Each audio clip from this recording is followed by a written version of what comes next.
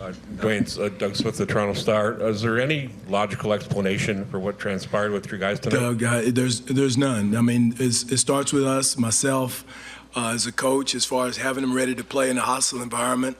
They ambushed us, and there's no aspect of our game that we executed whatsoever. Dwane, Frank Ziegler, Toronto Sun. At this moment, do you contemplate changes for Game 5? You have to. I mean, we'll make changes. I mean, we made changes going into the second half. But, when you go in, when whoever goes in has to go in and make a difference. And we didn't. They played at a high level.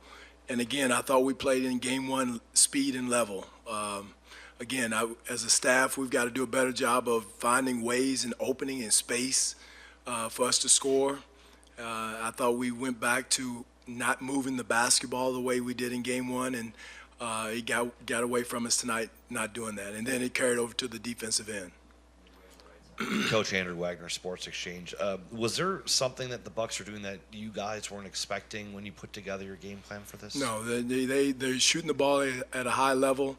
They just outworked it. Our disposition wasn't what it should be and what it has been. And again, it's a quick turnaround. It's one game. We've been in this situation before. As far as a high-scoring, beat down or whatever you want to call it. And we've got to get ourselves ready together for a quick turnaround for Saturday. Dwane, Michael Grange, Sportsnet. How do you convince your guys that they can change their performance? I mean, twice, 2 halves now, they've played 24 minutes with just 7 field goals.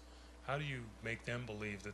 Well, we did from Game 1 to Game 2, Michael, and so it's possible. The key, what we got to do, we got to make sure we pass the basketball. With how many assists, I don't even know how many assists we had tonight. We go from 24 to whatever we had tonight, and that's where it starts, is moving the basketball. The basketball will find the right person, and that's what we got to do. That's what myself and the staff have to sell the guys on, the fact that you have to move the basketball. You're not going to dribble around them.